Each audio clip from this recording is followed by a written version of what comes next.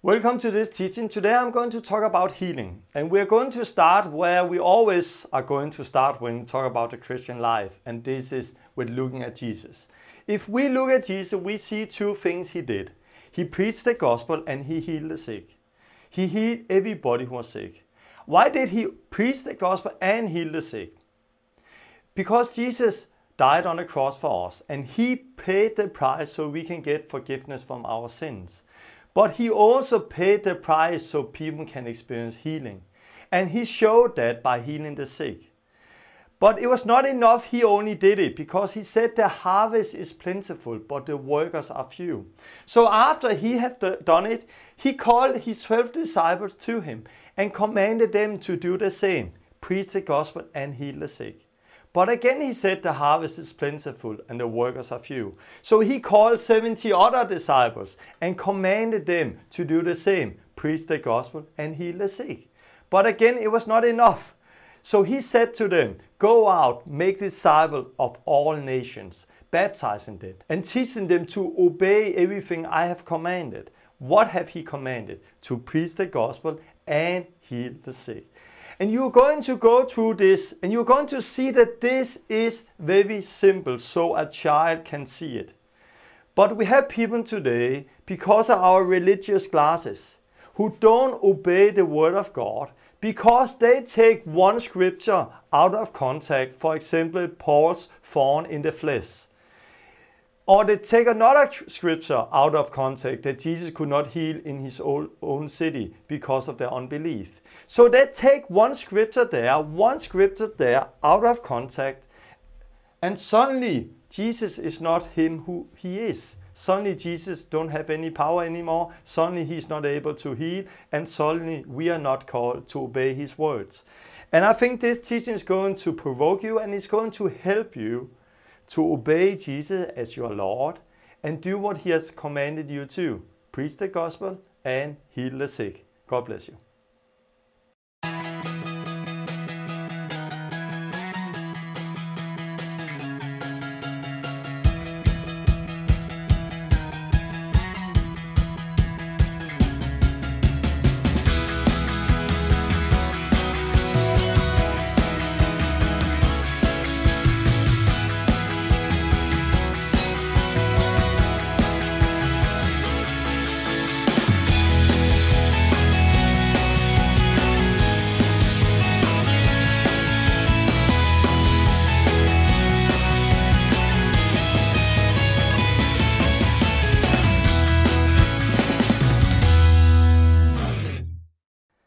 Welcome to this teaching. This is the 5th teaching out of 20. And before I'm going to start, I want to pray.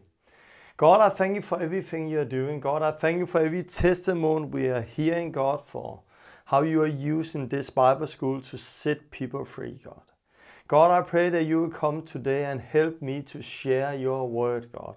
Help me to speak English. Help me to teach what you want me to teach, God. And I pray for everybody who's seen this video that you will open their eyes, you will open their ears and open their hearts, God, so they can see you, God, so they can hear what you are telling and they can receive everything you have for them. Come with your Holy Spirit, God, and work through this teaching. I ask you in the name of Jesus. Amen. Yes, well, today I'm going to continue talking about healing. Until now we have been talking about, the focus has been discipleship. We are disciples of Jesus. We are ambassador for Christ here on earth. And as I said last time, it's like a disciple is an apprentice. Is not above his master, but everybody who's perfectly trained will be like his master. This is what Luke 6:40 is saying. So a disciple is our apprentice. A disciple is somebody who follows Jesus, and when he's perfectly trained, he's going to become like his master. He's going to become like Jesus. And this is the focus, that we, everybody of us, may look like Jesus, not only in our words, but also in our deeds. That we will be his body here on earth. And I've been speaking about that we are the temple of God. I am the temple of God. I am a priest, so I can baptize people. I can do everything the Bible tells me to. And the Holy Spirit, the power who raised Jesus up from the dead, is living inside you and me by the Holy Spirit. And this is some of the things I've been teaching about until now. And already now I have got a lot of testimony. I can see already now that people somehow are getting free. And I can just tell a testimony. Some days ago there was one guy who had been following the Bible school. He called me. And he was so excited, and he just told me that, or wanted to tell me that he have got the first love for God back. He was on fire many years ago when he got saved. But by doing church thing, just coming in the church, he have lost it. But through this Bible school and the videos we have, he have gained it back. And now he have been out the last weeks and praying for sick people who have got healed. And this week, some days ago, he was going to baptize 4 people to Christ. First time he was going to do that. 4 people he have led to God the last weeks. And I like this. I love this. This is what God is doing. Here we have somebody who have lost the first love somehow. But during this teaching, he have got set free from the traditions, and suddenly he experienced a new boldness, and he started to pray for sick people who get healed and they get saved, and now he was going to baptize the first one. I also got another email from one from the Bible school. This is a guy from Finland. He wrote to me that something is amazing have happened today. And he's telling that he was preparing food in the kitchen when somebody rang on the door. And he opened the door and it was a neighbor. And this neighbor was not feeling good. She had a lot of stress, and she asked him to pray for her. And she experienced that the stress left her. And they started to talk about sin and forgiveness. And she said that she had been in different occult things, also in the family. And she had had some supernatural experience she didn't like. So he asked her if she wants to be free from this. And then he started to pray for her. And I want to say it was really new for this guy also. But he just started to pray, and he commanded this demon to leave in the name of Jesus. And after some minutes, something started to move inside of her. And suddenly she felt very bad. And then suddenly she started feeling bad. And something was happening inside of her. And she got a little scared. And also him, because he saw it was a demon. But he just started to speak in tongues then. And he speaks in tongues, and he speaks louder and louder in tongues. And he's writing here, in the beginning, I started to speak in tongues because I didn't know what to do next. The Holy Spirit grew in me, and suddenly I started to speak very loud. And soon I realized that I was yelling in tongues. And I was yelling so loud that it hurt my throat. And there was so much authority when I was yelling, I cannot explain it. It was like I commanded the demon to leave, but without understanding what I was saying, because I was doing it in tongues. And then she fell to the floor, and I continued, and then she was set free. I like that. And afterwards, she asked forgiveness for her sin, and he ended the letter with saying, "This is all so amazing and powerful. I can still not believe what just happened. It was like I was standing beside myself and watching myself doing this, because it was so not me and so strong." I like this. This is a guy, God started to work in him, and suddenly he was standing in a situation where there was a woman and a demon. And I've been telling about that also during this lesson. And he was standing in the same place. And he just started to speak in tongues because he didn't know what to do. And he felt the power raise up in him. And she was set free and wanted to ask forgiveness for her sin. And this is what we experienced. And I have a lot of testimonies like this. Other people who write to me, who contact me, who just tell testimony that they have never before prayed for anybody, they have never before led anybody to Christ, they have never before healed anybody, cast out a demon like this guy, and suddenly they start to do it.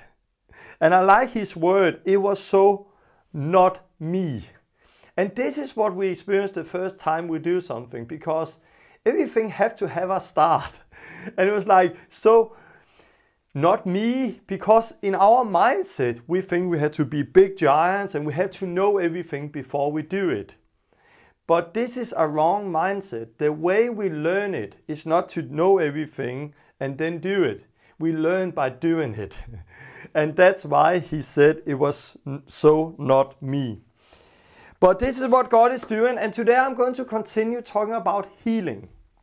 And focus on healing. Next time I'm going to focus about the practical part behind the healing, where we're going to kickstart you.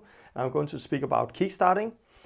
After that, we are going to talk about the gospel, how we share the gospel, what the gospel is. And there we're going to come and look at repentance. We're going to look at sin. We're going to look at the Holy Spirit, baptism in the Holy Spirit. We're going to look at baptism in water. So many of the questions about speaking in tongues and the gospel, I'm going to look at that later.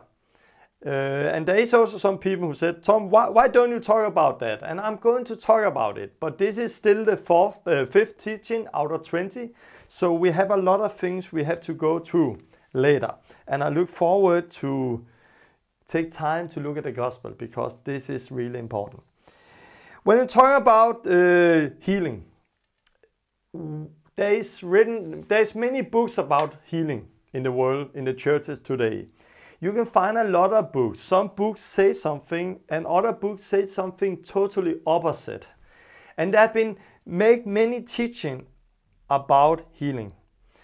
And some of the things I'm going to share now is very simple, but it's going to provoke you a lot. Because many of you, especially when it comes to healing, you have your religious glasses on.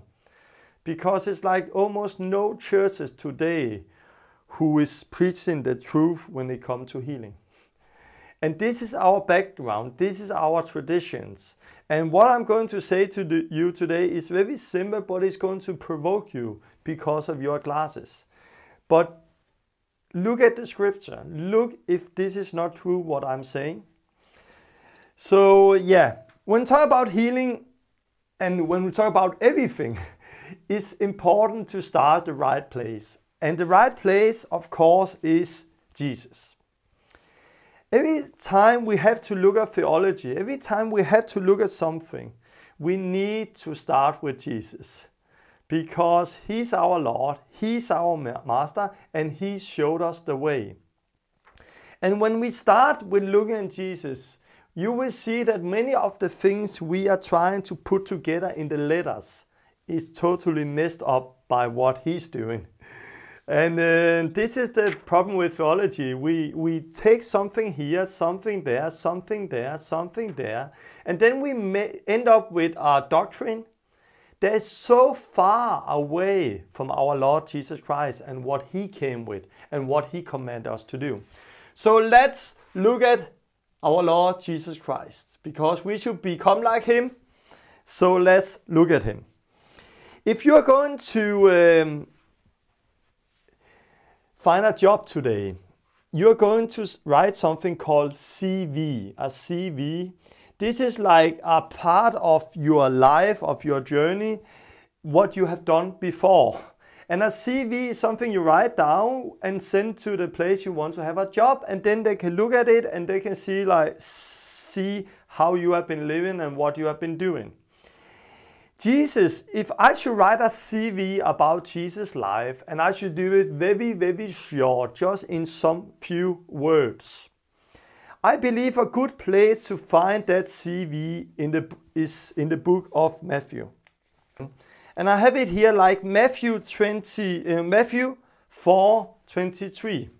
Because Matthew 4:23, you read, Jesus went throughout Galilee, teaching in the synagogue, proclaiming the good news of the kingdom, and healing every disease and sickness among the people. So this is somehow a good picture of Jesus' CV. Jesus went around in Galilee, teaching in the synagogue, proclaiming the good news of the kingdom, and healing every disease and sickness among the people. And if you continue reading there, you can read that the whole multitude came to him and he healed them all. So if we go here to Matthew, you can read it here. So what did Jesus do? Jesus went around proclaiming the good news and healing everybody who was sick. It was what Jesus did. What did he preach? Yeah, you can read that in the next 3 chapters in the book of Matthew. Chapter 5, chapter 6, and chapter 7, the Sermon on the Mount. It was what Jesus preached, what he taught. Some of it. How did he heal the sick, cast out demons? Yeah, you can see some ways more in detail in chapter 8 and chapter 9. And chapter 9 end up with the same thing again. That Jesus went to all the towns and villages, teaching in the synagogue, proclaiming the good news of the kingdom, and healing every disease and sickness. I have it here. So this is somehow Jesus' CV. It's very simple. So read here, Matthew 4:23. Jesus went around teaching, proclaiming the gospel, healing everybody who was sick. You read the next 3 chapters, how he preached. You read the next two chapters of some of the miracles he did. And then you read almost the same again, that Jesus went to all the towns and villages, teaching in the synagogue, proclaiming the good news of the kingdom, and healing every disease and sickness. So if we should look at Jesus, there was 2 things Jesus did. He teach and preach. It was one of the things he did. And then he healed every disease and sickness. So if you look at Jesus' life, there is 2 things that is very, very clear that Jesus did again, again. It what he was preaching and teaching, and he was healing every disease and sickness. When we talk about healing disease and sickness, how many do you think he healed? Do you think he healed like 50% of the people who came to him? 60%, 7%, 80%, 90%? Do you think he healed 95%? Do you think he healed 99%? Or do you think he healed 100%? Jesus healed all. And there is so many places you read that. If you go through the book of Matthew also, I have some places here. Matthew 8:16. When evening came, many who was demon-possessed was brought to him, and he drove out the spirit with his word and healed all the sick. Matthew 12, you can read about that there was a large group who followed him and he healed all again. Matthew 14:14, you can read about a large group one more time, and he have compassion and healed the sick. Matthew 15:30, great crowds came to him, and there was many who were sick, and he healed them. Matthew 19:12, a large group followed him, and he healed them. Matthew 21:14, there was a lot of blind and lame, and he healed them. So again and again, can you read that a large crowd of people came to Jesus. And out of that large crowd, he healed all who were sick. He healed them that needed healing. So what did Jesus do? He went around, he preached the gospel, and he healed everybody who was sick. He did that. Why? Why did Jesus heal everybody who was sick? Because it's so simple. Jesus died from our sin, but he also died and paid the price for our sickness. So there was two things Jesus came with: salvation from sin and healing to the body. And it was what he came with because it was what he died for. And there's like three places scripture I can show very clear, because Peter, 1 Peter 2:21 and 24, he's saying, he himself bore our sins in his body on the cross, so that we might die to sin and live for righteousness. And we believe that. But by his wounds you have been healed. So by the wounds of Jesus, you have been healed. It's not only sickness he died for, he also died from our disease, from our, not only sin, sorry, it's not only sin he died from, but he also died and paid the price by his wounds so we can get healed. Now we make a lot of doctrine out of it, and there is so many people who make doctrine and say, yeah, but this is healed, this is spiritual healing, it's not physical healing. But it can never be spiritual healing if you read the context also. Try to go to Isaiah 53. And they talk about he paid, by his suffering, he paid a price for us. And you can read it there. And they also in the end stand, by his wounds we are healed. Again, there's people who say this is physical. Spiritual healing, not physical. But it cannot be, because in Matthew 8:16, when evening came, many who was demon-possessed were brought to him, and he drove out the spirit with his word and healed all the sick. We're talking about now he's casting out demon, healing on all the sick, physical sickness. This was to fulfill what was spoken through the prophet Isaiah. He took up our infirmities and bore our diseases. So Jesus healed all who was sick because he wanted to confirm what the word was saying and what the prophet had said many years before, that Jesus took our sickness on him. And it was not only spiritual sickness, it was physical sickness, because he healed all who was sick.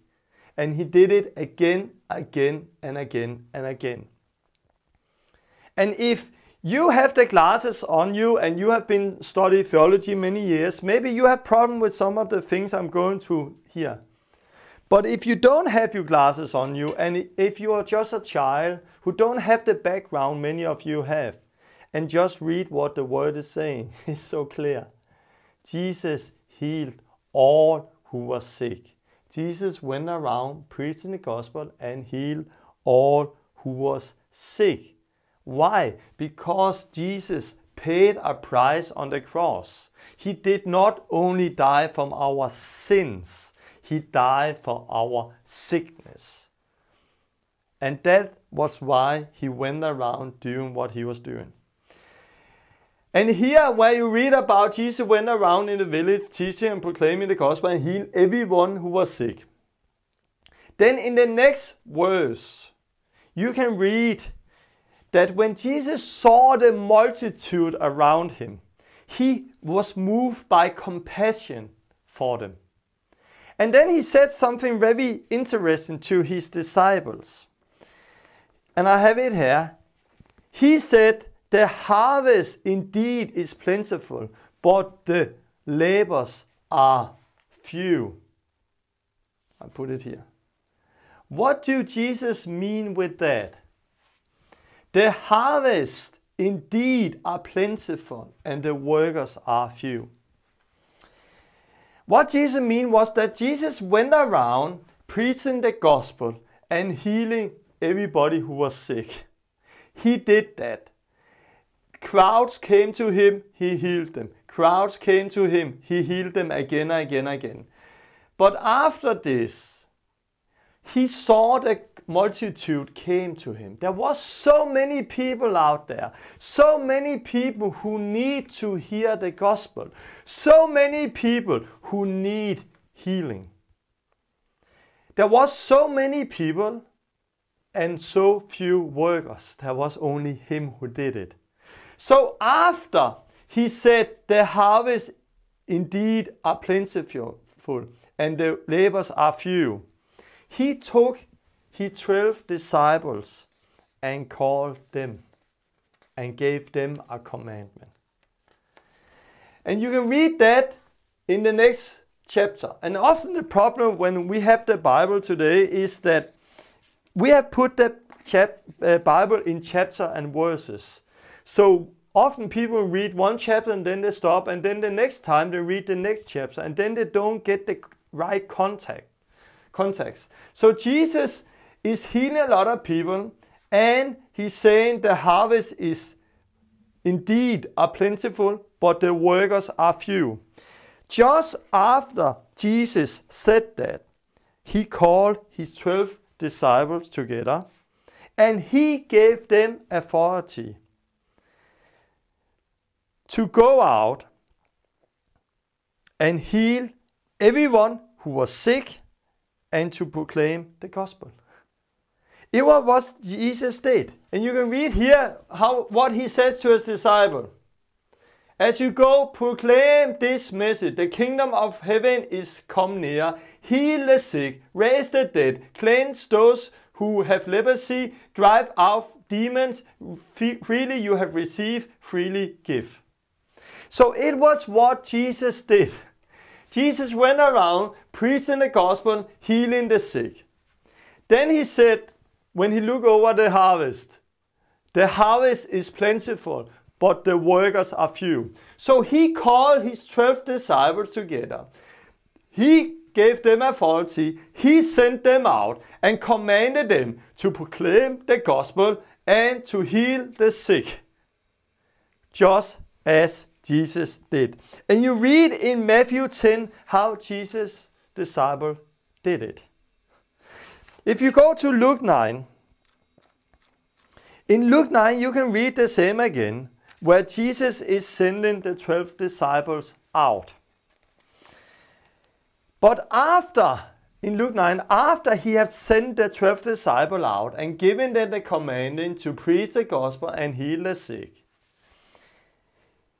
he takes 70 other disciples and sent them out. And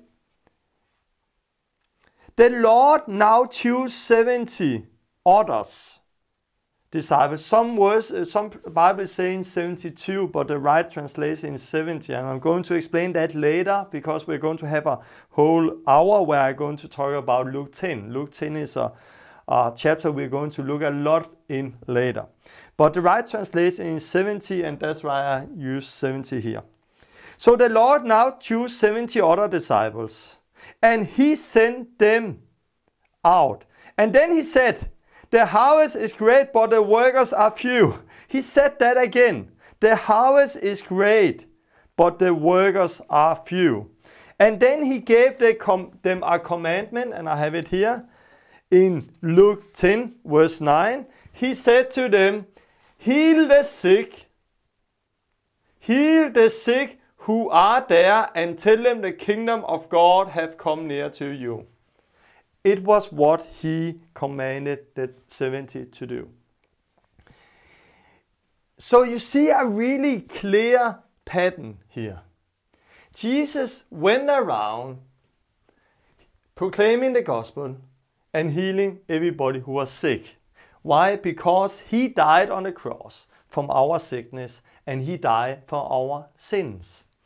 And then he saw that there was a big multitude out there. Many people, few workers. So he called his 12 disciples to him. He gave them the commandment to preach the gospel and to heal the sick. After he had done that, he didn't stop there, because the harvest is still plentiful and the workers are still few. There is so many people out there who need to hear the gospel. There is so many people out there who need healing. So after that, he called 70 other disciples to him, and he gave them the same word. The harvest is plentiful, the workers are few, and he sent them out, heal the sick, and proclaim the gospel. Somehow is so simple. They went out healing the sick and proclaiming the gospel. But you have to understand, I'm going to show you that now. Because it was not only the 12, it was not only the 70 who was commanded to do that. No. Because later Jesus was together with them. And there he commanded them, and he said, go out, make disciples of all nations, teaching them to obey everything I have commanded you, and I will be with you to the end of the ages. So this is what Jesus commanded them. Go out, make disciples of all nations, teaching them to obey everything I have commanded you. What have Jesus commanded them to do? To proclaim the gospel and to heal the sick. And to make disciples, training them, teaching them to obey the same thing he have commanded them. And what is that? To proclaim the gospel and heal the sick. So it was not only Jesus who did it, it was not only the 12 who did it, it was not only the 70 who did it, it's also the same today. Jesus' disciples, Christians, you and me who believe and follow Jesus, we also do the same, preaching the gospel and healing the sick. You don't find any place in the Word of God where Jesus have commanded you to only preach the gospel. You don't, if you go out and preach the gospel today and do not heal the sick, you are disobedience to your Lord Jesus Christ. Because Jesus have commanded you, have commanded me, to not only preach the gospel or to not only heal the sick. He have commanded us to preach the gospel and to heal the sick. And as I have told you before, I'm not a healing guy. I'm not like totally into healing, but I'm into Jesus. I love Jesus, and my focus and my wife's focus is how can we be a disciple of Jesus Christ.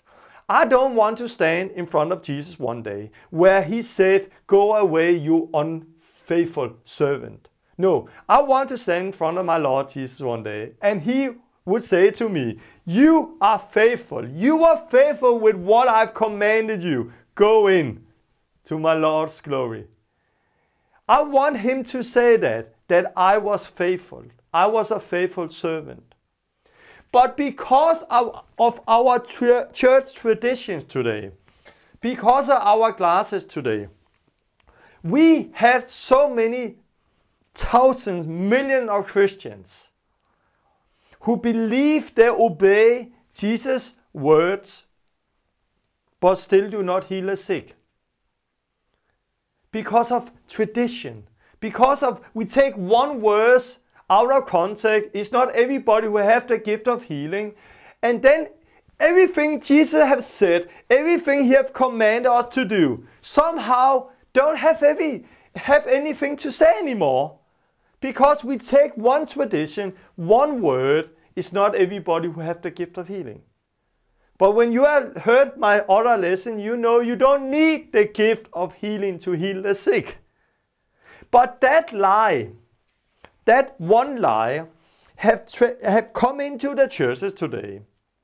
So because of that, we have millions of Christians who don't obey what Jesus have commanded them to do. because they take one verse, one lie they have misunderstood, understood. And that verse set everything Jesus have commanded out of power. Suddenly Jesus didn't die on the cross for our sickness. Suddenly Jesus don't want us to heal the sick because I don't have that gift of healing. And what we do is like he said here in Mark 7:13, that making void the word of God by your traditions. So they have been handed down. So because of our tradition, we have set the word of God out of power.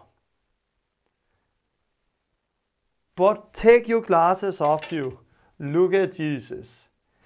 Are you a disciple of Jesus? Then you have to take up your cross. And then you have to follow Jesus. And you have to obey him. And Jesus don't give you the opportunity to choose what you want to do.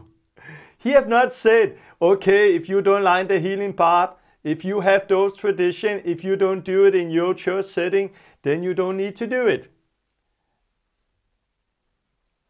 No. He have not commanded you or me to choose.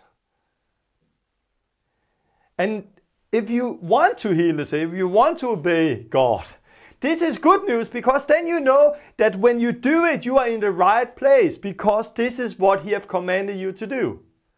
I do it because he have commanded me to do it. Not because I have a special gift, not because I have a special calling, but because I'm a disciple of Jesus and I read the word of God. And Jesus have commanded his disciple to heal the sick and preach the gospel, and he have commanded them to make other disciples who obey everything Jesus have commanded them to do, heal the sick and preach the gospel. Somehow it's very simple. And you will see that this with healing the sick and preaching the gospel was not only in the beginning, it was something that continued in the book of Acts, and it was something that continues after the book of Acts. And what you see here is very strong with Jesus, that he healed all. Every time he healed all. And you read that 1, 2, 3, 4, 5, 6, 7 places here just in the book of Matthew.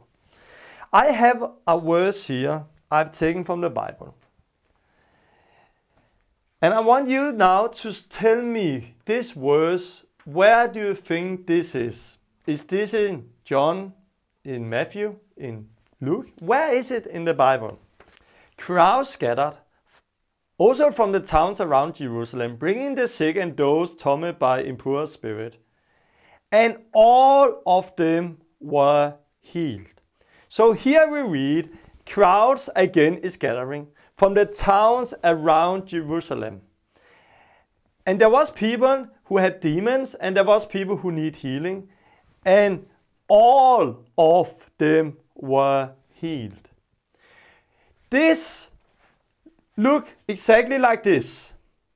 This look exactly like this. But where is this written? This is not written in Matthew. This is not in Mark. This is not in Luke. What we just read about the crowds came and they all got healed is in the book of Acts, chapter 5, verse 16. That means that what we read with Jesus, that he healed them all, continued in the book of Acts. Because here we have crowds that were scattering from the village around, and they came this time not to Jesus, this time to the disciples, and they all got healed. It's God's will to heal everybody every time.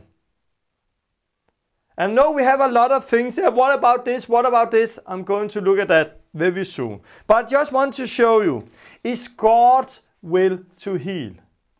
And this is something that continues today. If you go to Mark 16, you read him who, let's go to Mark 16. In Mark 16, you read Jesus saying, "Go into all the world and preaching the good news to everyone." Okay, this is something many is doing. But again, Jesus did not only command us to go and preach. He commanded us to heal the sick. So this is what we read. Everyone who believes and are baptized shall be saved, but anyone who refuses shall be condemned. These miracle signs will accompany those who believe. In my name they shall cast out demons. They shall speak in new languages. If they take snakes, it will not hurt them, and drink poison, it will not hurt them. And they will be able to place their hands on the sick, and they will be healed. So these signs follow those who believe in Jesus Christ, who have Jesus as Lord, and who goes out and obey Jesus' words. They will cast out demons. It's something that will follow us also today. We will cast out demons. We will speak in new tongues. If we should take snakes, it will not hurt us. If we should drink poison, it will not hurt us. And we should lay the hands on the sick, and they will get healed. And this is also what you read in the book of Acts, because this is what Paul experienced also. In the last chapter in the book of Acts, chapter 28, you read about how Paul came to the island Malta. When Paul came there, it was like 30 years since Jesus was on earth. We are talking about 30 years later. Paul came there. And there was a snake who came out and bit him. And the people there thought he was going to die now because it was a poison snake. But nothing happened.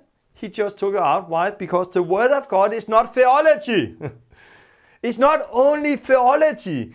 This is everyday life.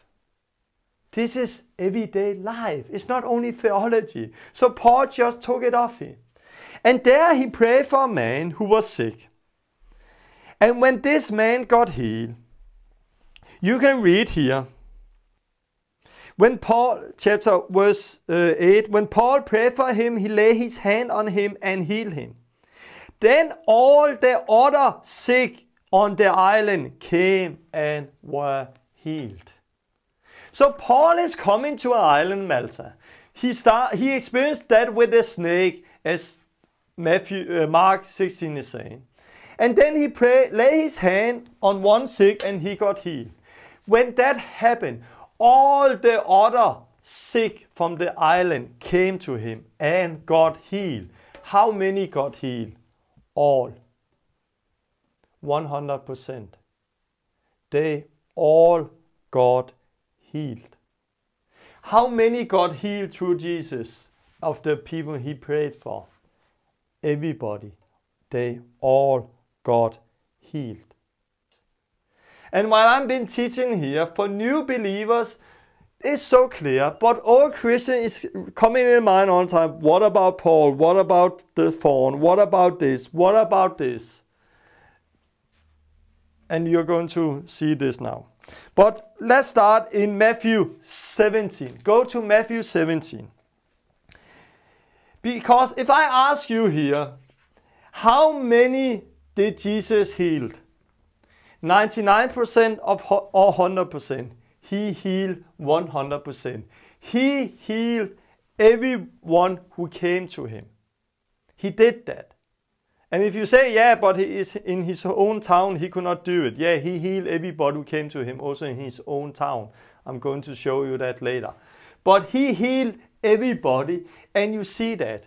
Where in the Word of God do you find people who did not get healed? Do you find an example? Answer is yes and no. Because in Matthew 17 you find a yes or no. Yes, to the disciple could not heal, but Jesus did it. And let's go there. Peter, John and James was with Jesus on the mount, and then they came down. And when they came down, there was a big crowd waiting for them.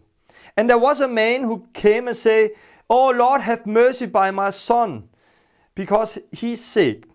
And I brought him to the disciples, but they could not heal him. So here we have a man who have a son who was sick. And he brought that son to some of Jesus' disciples, not everybody, because Peter, John, and James was with Jesus. But those disciples, the rest, could not heal him. If we stop here, have you today been in a place where you pray for somebody who did not get healed? I think the answer is yes. I believe everybody have experienced that. What do we do today when that happens? We will stop and we will come with a lot of excuses why this did not happen. Or maybe this person, the sick person, have unbelief. Maybe because he has sin in his life. No, maybe he didn't get healed because he needs to forgive somebody. Or maybe he did not get healed because this is a generation curse. Or maybe he didn't get healed because it's not the will of God to heal him, because everything that happened is the will of God. Or this is maybe his thorn in the flesh he had to carry, like Paul had his thorn to carry. This is some of the excuses we are coming with in the churches today when people do not get healed. And you can find a lot of books written out of that. A lot of books about generation curse. A lot of books about needing to forgive before they can get healed. A lot of books about sin in their life. A lot of books about the will of God. That when people don't get healed, it's because the will of God. Because it's always the will of God. And this is what happened today. This is where we get all of our theology from today. When we stay in a place where it don't happen the way Jesus commanded it to happen, we stop and we find our excuse why things did not happen.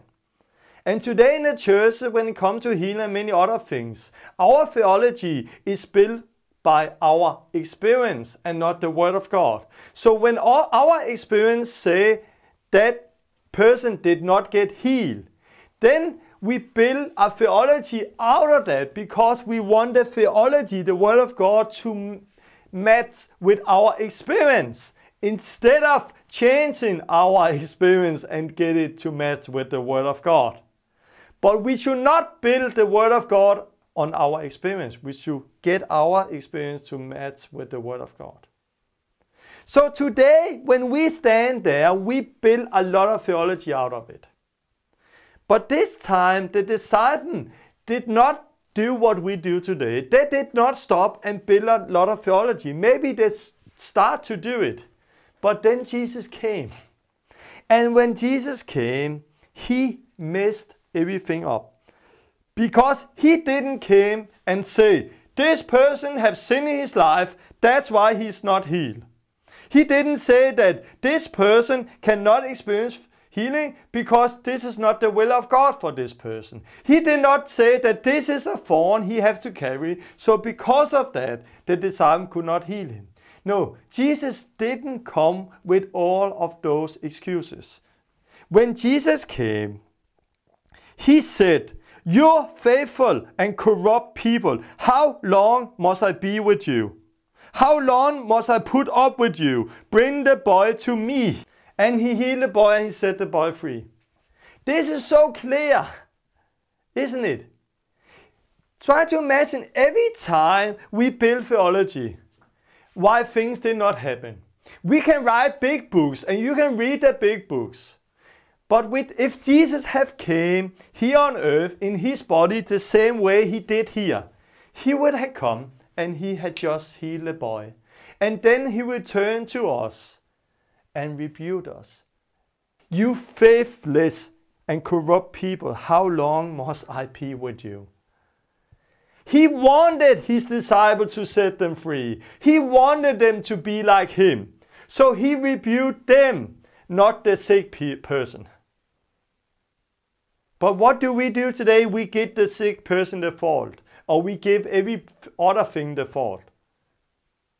Can you see it? Can you see how we, because we have seen things not happen, we build theology? We can say like, I have a list here of things we say there's a hindrance for people getting healed today. The sick have unbelief, sin in their life, need to forgive somebody before they can get healed. These are generation curse, so we have to go down and break generations curses. Or this is not the will of God. This is often what happens. If somebody don't get healed, and oh, it's the will of God. Or this is their thorn to carry like Paul.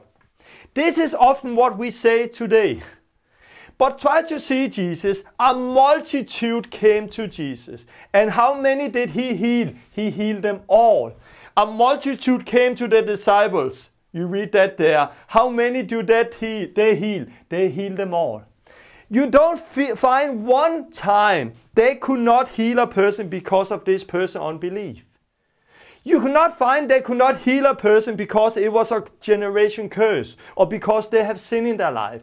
Not one time did Jesus stop and say, hey, you need to forgive before you can get healed. Or you need to break this before you can. Or you need this. I cannot heal you because this is the will of God for you to be sick. You don't see that in the Word of God. Jesus never did that. And everything we write today, everything we believe today when it comes to healing and why things did not happen and do not happen. When Jesus came, he did like this and he just healed the boy. And this is what he will do today. When you are standing in front of somebody and then don't get healed, if Jesus had been there, he will heal the sick. He will not ask a lot of questions. He will just heal the sick because he paid the price for them to get healed. They didn't need to forgive. They didn't need to go through a lot of things. Because it's not about forgiveness. It's not about getting sin out of their life. It's not about all the things with generation curse. You don't find that in the New Testament. It's about one thing, faith. And simple faith. Because the disciple asked him, why could we not cast the demon out?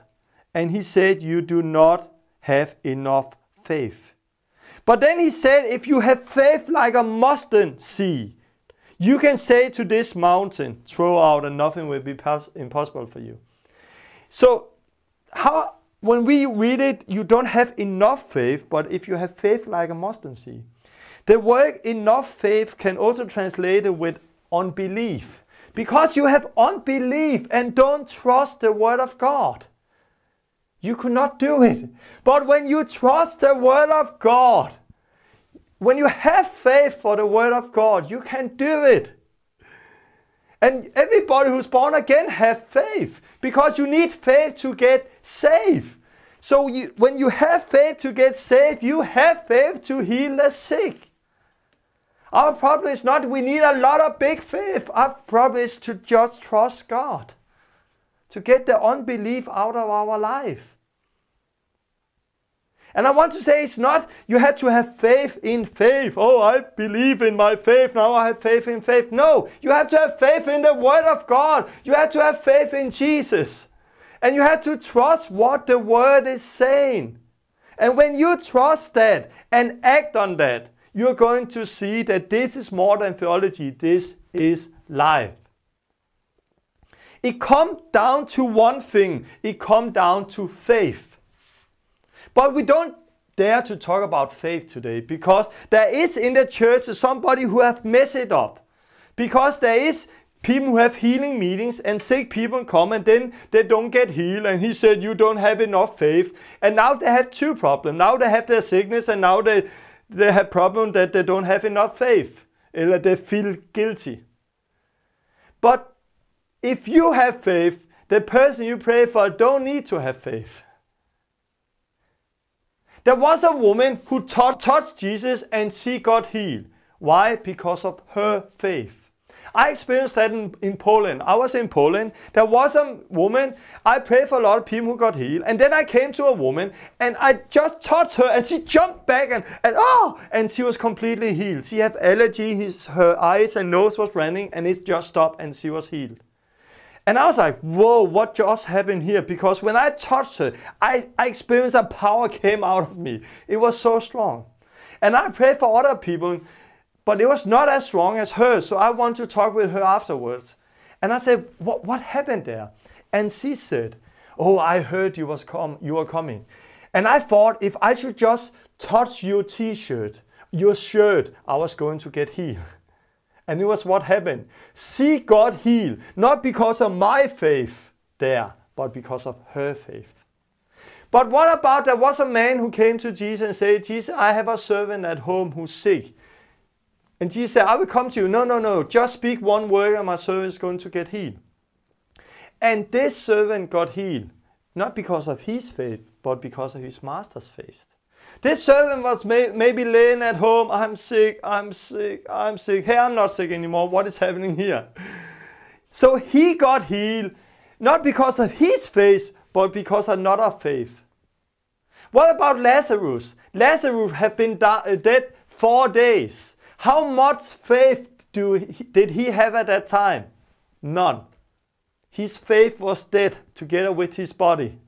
But Jesus did raise him up because Jesus had faith for it. So we need faith. We need to trust the word of God. This is so clear, but it's not like the people you pray for need to have faith. If you have faith, they don't need it. And this is the good news. If we take all of those away, all of our traditions away, there is only one thing back. This is simple faith. Go out, heal the sick like Jesus has commanded us to. And we can trust the word of God. But it's so easy for us to be deceived and think that it has to do with a lot of other things than simple faith. And I have a story because I have also been deceived. Some years ago, I read a book about healing. And there was a guy who saw more people get healed than me. And he wrote that there was a lot of hindrance for people to get healed. And one of the hindrances was unforgiveness. So if people have unforgiveness, it can be a hindrance for them to get healed.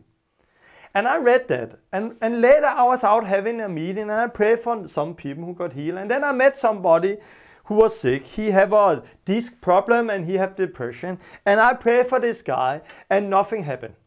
I prayed one more, nothing happened. I prayed one more time, nothing happened. I prayed the 4th time, nothing happened. But I didn't give up, so I prayed the 5th time and nothing happened.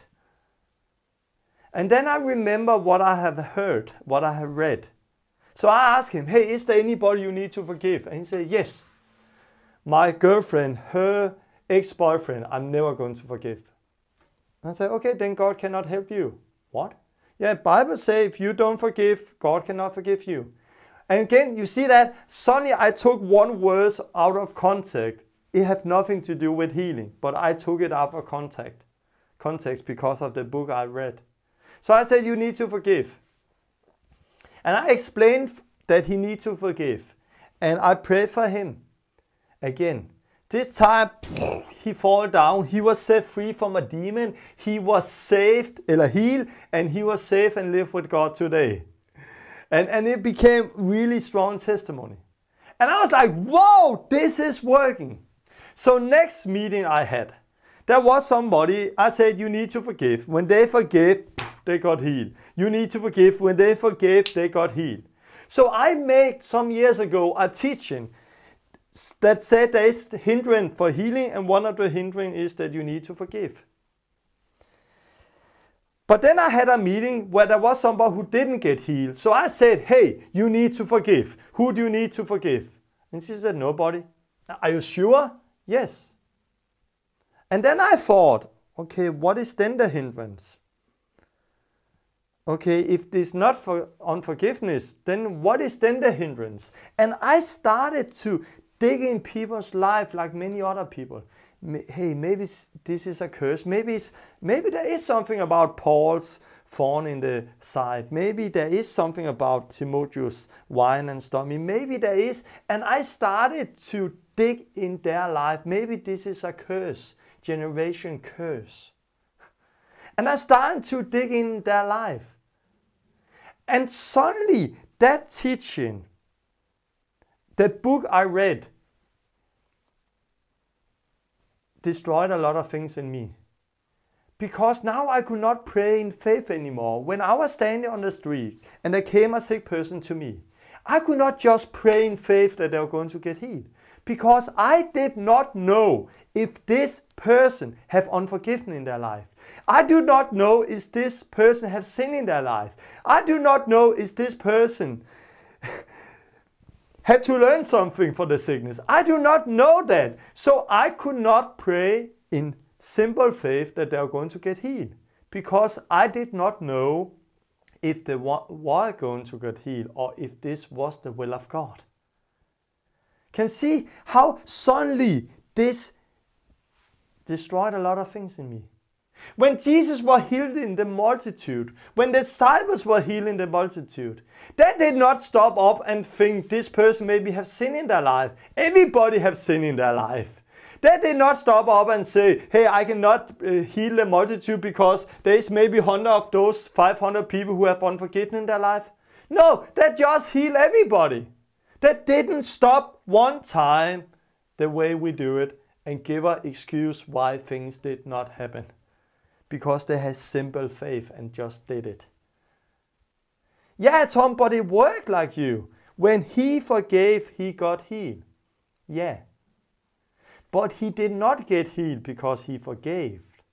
And this is what you have to understand. This is really important you listen now, understand this.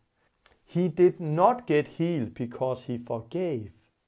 He get healed because of faith. Because I believed that if he forgave, he was going to get healed.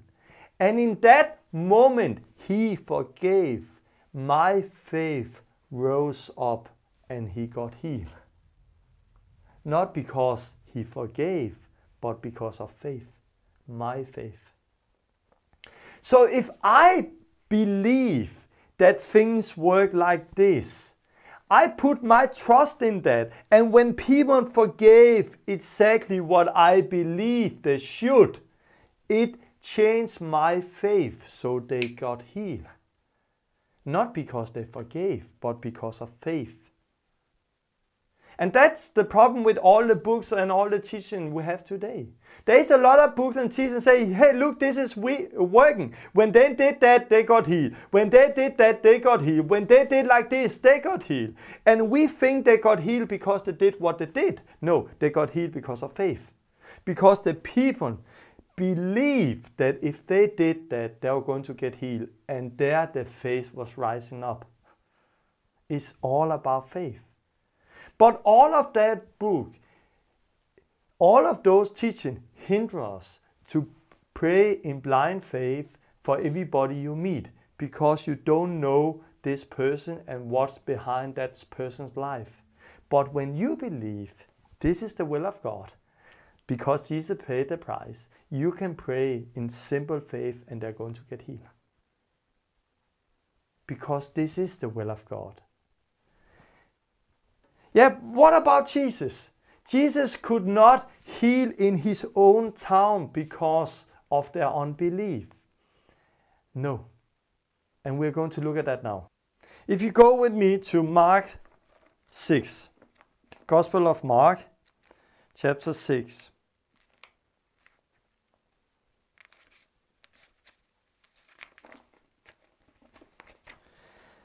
Mark 6, you can read that Jesus is in Nazareth.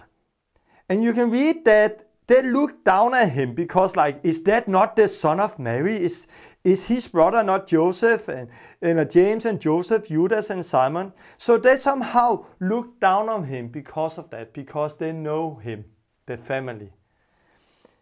And then Jesus told, a prophet is honored everywhere except in his own town and among his own family. And there you read in verse 5, and because of their unbelief, he could not do any miracles among them, except to place his hand on a few people and heal them. And he was amazed of the unbelief. Could Jesus not heal people in his own town? Of course Jesus could not. Of course Jesus could heal people. He healed all people he prayed for in his own town. But you read, he could not do a big miracle there compared to other places. Other places, when they heard about him, they brought the sick people from every place, from every town, the neighborhood. They brought them to Jesus, and Jesus healed them all. And it was many people. But in his own town, because they looked down at him, they only brought him a few people, and he healed them. It was not because Jesus could not heal, but they didn't bring him so many. It's the same today. Among my family, among other people, people are like, oh no, we know Tom, we don't go to him. But when you are out traveling and people have seen you on the TV and heard about you, they're like, oh, let's go to him, let's go to him. And it was the same with Jesus, but it was not like he prayed for people and they did not get healed. Everybody who came to him got healed. But we have misunderstood and misunderstand that verse. And somehow we take this and put everything Jesus has done, everything he has commanded us to set up outer place and say, hey, we cannot heal people. Why? Because they have unbelief. And it's like Jesus' own town. He could not heal people, so we cannot heal people here. Of course you can heal people. People don't need to have faith if you have faith. If you believe they can get healed, they can get healed, also if they don't believe.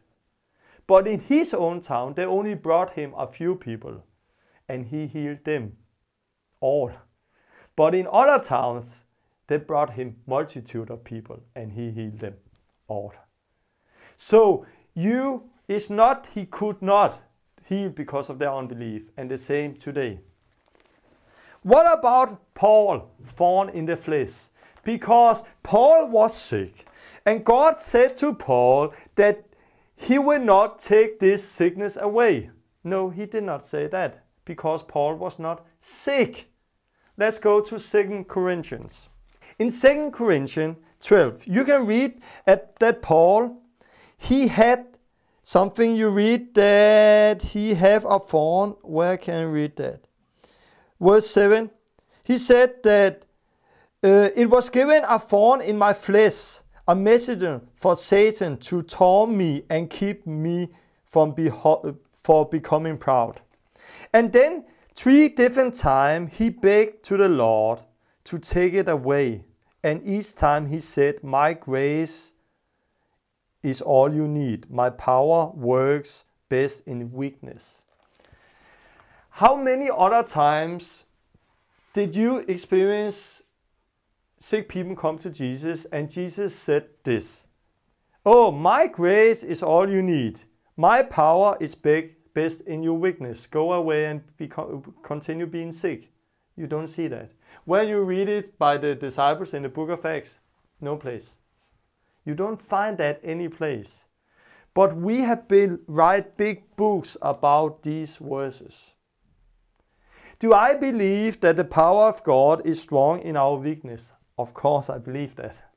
This is the word of God. I'm often weak. I'm weak with what I'm doing now. I'm not good in speaking English. Danish is my language, and it's really difficult for me to do this video in English. And it takes so much energy. But I can see that God is still using it. When I'm weak, He's strong and He's helping me. So you can understand most of what I'm saying. I'm weak. I'm often weak. But not by sickness, because Jesus died for my sickness. Of course, God can use everything. But God don't need to use sickness to get us to change us. He can use the Holy Spirit and he can use other things. But was this sickness? No, because if you continue reading, he said in verse 10, I take pleasure of my weakness. And then he's talking about hardship. He's talking about persecution. He's talking about troubles. But where do he talk about sickness there? He don't talk about sickness. If Paul's thorn in the flesh was sickness, then he will mention sickness here. But he don't do that. He didn't say sickness one place. If you go to the next verses just before in chapter 11, you can read about Paul's CV, about Paul's diary, some of the things he went through. He was stoned, he was whipped, he was in danger of false Christians, he was in danger of unbelievers, he was out in the open sea for many days. Paul went through a lot of things. And thereafter that, he said the same, that when I'm weak, Jesus is strong. But he came with a lot of things, but still no sickness. He don't say sickness any place. He talk about persecution. He talk about hardship. He talk about problems. Jesus, did he die from our sins? Yes. Did Jesus die from our sickness? Yes. Did Jesus die from our problems? No. Did Jesus die from our persecution? No. He promised us persecution. And that's why we cannot pray, God, take persecution away, because persecution is ours to carry. This is part of following Jesus. This is hardship. It is persecution. It's a hard life. I've also like, oh, God, help me take this away. But I see that when people are talking bad about me, when people are against me, it's part of my calling to carry my cross and follow Jesus. But my sickness, Jesus had carried. He had died for my sickness. So I don't need to carry that. What about Paul? He said to Timotheus that he had problem with his stomach. He should drink some wine because he's often sick. The word sick can also say he's weak. That word can also translate weak. Yes, but if you drink a lot of things and where this is not healthy because it was warm and a lot of bacteria, you can become sick. And you can become weak. So he said drink something else. That's also today when people don't eat healthy food and are weak. I can say eat something else. Come on, take care of yourself. But what so if Timotheus was sick? Did that change everything Jesus did? No. Because we don't build theology out of our experience. Sometimes it's a battle. Sometimes we are standing in the battle. But when we keep on to the Word of God, there can be moments where we experience some fight and some sickness. But when we know what the Word is saying and keeping on to the Word, we are going to see the freedom because He has promised us this. So it's not like we pray one time, things did not happen, then we say this is the will of God. No, because we know what the will of God is. The will of God is to heal everybody. And like I was working as a baker many years ago. I was a baker, yes. And sometimes I forgot to put something in the bread. Or sometimes I've put the oven too much heat. Sometimes I forgot something. And my master, my boss, he became angry. He did. And he rebuked me. And I learned. And because I learned, I later become like my master. I learned to make the bread. Sometimes we are called to be like our master, be perfectly trained, be like him. When we are perfectly trained, we become like our master. Jesus heal everybody. It's God's will to do the same today. So when people don't get healed there now, we continue, we don't give up because this is the Word of God. And I had many things in my life I was fighting with. For example, I had a mother who got a sickness many years ago when I was a child, and she got paralyzed because of that. And because of that, I was so afraid every time I was standing in front of somebody who was paralyzed because of my traditions. I had my glasses, I had my fear. But I will not accept that and say, oh, it's the will of God. So I went and started to see more things. And just some few weeks ago, I prayed for a paralyzed woman who was paralyzed one side and she got healed. I've seen things, and I can see in my life that my life is growing. I become more like my master. And when I don't heal the sick, Jesus is going to come to me like he did in his disciple and say, Torben, come on. This is my will. And then I don't look to the sick and say, they have sinned in their life. This is the problem. No, I look to me. Sorry, Jesus, I'm not where you want me to be, but I'm working on it. I want to be like you. I want to follow you. I want to see the same thing you are seeing. And then I just continue. I continue. This is what the word is saying. So I'm going to end up with this next time. I'm going to be very practical and show you how you can start healing the sick. You don't need to do it. You don't need to wait, for me. You can go out, heal the sick. This is the will of God. You always know it's the will of God when you preach and heal the sick, because this is what Jesus has commanded you to. So it's very simple. Jesus preached and healed everybody who was sick, because he died from our sickness. He died from our sins. He called the 12 to him. He called them to preach the gospel and heal the sick. But the harvest was great and the worker was few, so he called 70 others to him. He called them to preach the gospel and heal the sick. But the harvest is great and the workers are few, so he said to them, go out, make disciples of all nations, baptizing them and teaching them to obey everything I have commanded you, to heal the sick and preach the gospel. So now it's you, Jesus' disciple, Christian, you and me who believe. We are called to heal the sick and preach the gospel. And it only come back to one thing, simple faith. What is faith? Obedience. If you have faith to believe, to get saved, you have faith to heal the sick. You just need to take the unbelief, throw it away, and go out and start to do what the word is saying. Go out and lay the hands on the sick and they will be healed, as the Bible says. So take the religious glasses off you. Paul, thorn in the flesh. No, it was not sickness, it was persecution. And if you look at thorn, each time the word thorn is used in the Old Testament, it's always persecution, never sickness. But this is the tradition coming. Paul, Timotheus, wine, come on.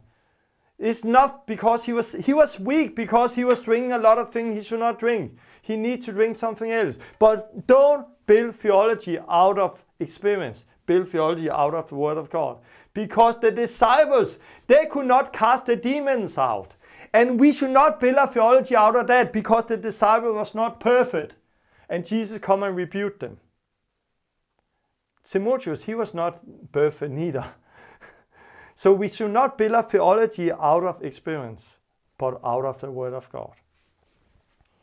So this is what I want to say about healing. The word of God is very clear. Jesus died from our sickness. He died from our healing diseases. He has commanded us to go out and heal the sick. And people don't need to have faith if you have faith. People don't need to forgive before they can get healed. They don't need to do a lot of things before. Jesus have already paid the price. And when people come and ask Jesus, will you heal me? His answer is always, yes, I will. If people ask him, can you heal me? The answer is always, yes. Nothing is impossible for him who believes. So it's very clear. Go out, heal the sick. I can go out on the street. I can meet somebody and I can with boldness pray for these people and expect these people to get healed, because I know it's the will of God. Maybe they don't get healed by the first prayer and second prayer, but then I continue and they will get healed, because this is the word of God. If we don't give up, we will see it happen. I will end this video also praying for you. You who's sick out there. Maybe you have been come into a line like your sickness, your sickness is like Paul's thorn in the flesh, or your sickness is because this is not the will of God, or because this is a generation curse. You have to go back and ask forgiveness for a lot of things before you can get healed. It's a lie, everything. Everything is a lie of this. Look at the word of God. Also take Matthew, read it through. Read Matthew through. See how Jesus healed all every time and what he commanded his disciples to do. So I will pray for you who's sick right now, and I'll end the video with this. Do you have problem in the shoulder? Lay your hands there. Problem in the stomach? Lay your hands there. Do you have cancer? Lay your hands where you are sick. Is there many places in your body? Just lay your hands there. And I will pray, God, come with you the power right now and heal you. Are you ready for that? God, I thank you for healing right now. Everybody who's seen this video right now who's sick. Jesus, thank you because you died for our sickness. You died so we can get healed today. By your wounds, we are healed. So I thank you for healing. I say to the healing, go right now in the name of Jesus. Every cancer, go right now in the name of Jesus. Every pain in the body, allergy, go right now in the name of Jesus. I command pain in the shoulder, in the back, in the head. I command the bones to go in place. I command the nerve to be healed. I command the body to be whole in the name of Jesus. God, I thank you for healing. Right now, you're going to put your hands upon the people who've seen this video, and they're going to get healed right now in the name of Jesus. I thank you because every sickness is going to go. Leave. I command the spirit of depression, I command the spirit of fear to leave this body right now in the name of Jesus. Amen. So God bless you, and look forward to continue next week where I'm going to be very practical. Do you have questions out of this teaching? Then send it to me and I will take some of the questions in the teaching next week. God bless you.